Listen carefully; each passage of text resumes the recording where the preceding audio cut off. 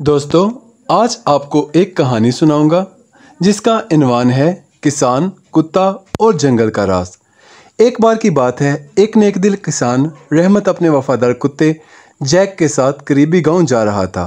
वो दोनों खेतों के बीच से गुजर रहे थे, हंसी खुशी बातें करते, परिंदों की चहचहाहट सुनते।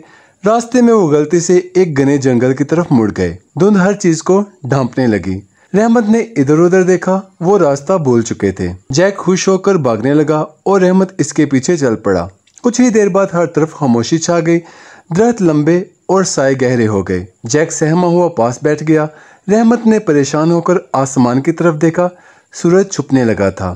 तब अचानक सुरह तोता एक दरख्त पर आ बैठा और बोला, अगर तुम दिल से एक दूसरे का ख्याल रखो तो जंगल खुद तुम्हें बाहर निकाल देगा। रहमत ने जैक को गोद में उठाया, प्यार किया और कहा, हम साथ हैं और साथ ही रहेंगे। इसी लम्हे जुंगलू चमकने लगे और एक रोशनी से भरा रास्ता नमूदार हुआ। रहमत और जैक उस पर चलते गए और कुछ ही देर में वो जंगल से बाहर निकल गए। तो दोस्तों, इससे हमें सबक मिलता है, जब दिल सच्चे हों और साथ ना छोड़ें तो कुदरत खुद रास्ता दिखा देती है।